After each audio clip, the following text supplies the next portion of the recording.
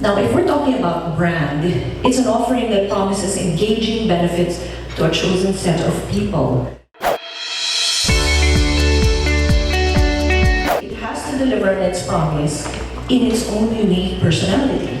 So you have people, you have promise, and you have personality. An example of this is, let's say, Nike. It's for aspiring athletes, and the promise is to innovate and inspire the athlete by making them the greatest and champion athletes. Another example, Disney. It's for dreamers. The promise is happiness through entertainment, and personality is the imaginative child. So all of them have been able to do this wonderful trifecta very successfully and very powerfully to be able to advance their brand. So what is innovation? Innovation is just simply really the act of creating and delivering impactful improvements. So if you're talking about innovation as an impactful improvement, 3 key words. Again, it's a trifecta. It has to differ, it has to deliver, and then it has to delight. So brand really is talking about innovation in these 2 ways. Who are you talking to? What is your promise? What's the personality of your brand? Are you different? Do you deliver on that promise? Do you delight? The innovation promise we have, which is really design thinking, is we've identified 4 I's. It's inspiration, ideation, incubation, and implementation. So inspiration is generating an innovation objective or reframing one's situation. We'll talk about this a while later.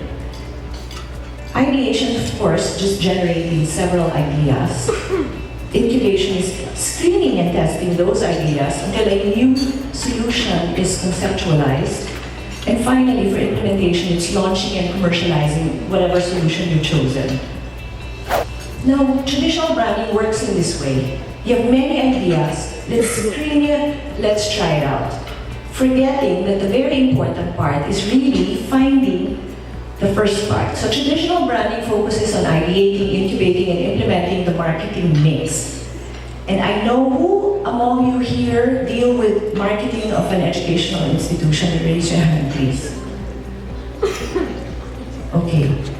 So you realize the challenge, right? How difficult it is. We need more students, we need more tuition. It's never that simple. You really have to understand brands to understand why students will go to you. So this is your existing positioning. Oh, we offer, you might even say, we have 100% employability after graduation, if that's what you want to say. Is that your brand DNA? Is that enough for students to come to you? You're talking about products and services, people, price, promotions, place, where you're located, how much is your tuition, all of these things, based on an existing positioning. Whereas if you're innovative in your branding, you find your inspiration. And that means you're generating new innovation objectives for your institution by reframing your brand so that you can come up with that wonderful trifecta I mentioned earlier. So you have to reframe your brand DNA. And earlier, how interesting how Tony talked about DNA, talked about innovation, and so on. How do you reframe your brand DNA, and what is a brand's DNA? So your brand DNA is the basic essence of your brand, the reason why your brand came to being and why it matters now and how it will evolve. Okay, this is what makes your organization understandable, useful, and unique. And we all know this. We've seen it already. There are some brands out there that have not succeeded and have just died sort of a natural death. Like an example would be Kodak, right? Which was the biggest camera company in the world just a few years ago. Now it's the biggest camera company in the world. Does anybody know? Samsung. Samsung is now the biggest camera company in the world. Look at that. Because the camera, the best camera is the one that you actually use and bring with you. ways of finding your brand DNA, and this is what we do very well, is the work that we do. So you have to find your DNA sometimes by looking outside, find it from your customers' memories. Find your unique DNA, ensure that you survive, and then we can make a difference in the world. You need to find what is the inspiration to find. That's how you differentiate real innovation from just traditional branding. What is your reframed innovation objective for your brand?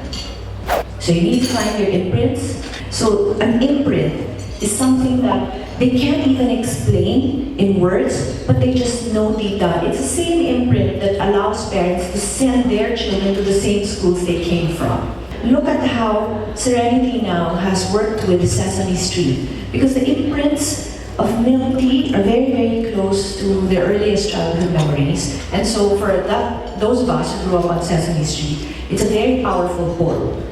And this has allowed Serenity to again get back into the consciousness of many of the milk tea drinkers. So there are imprints for everything that we experience, okay? Including adulting. There is an imprint for adulting, money, fashion.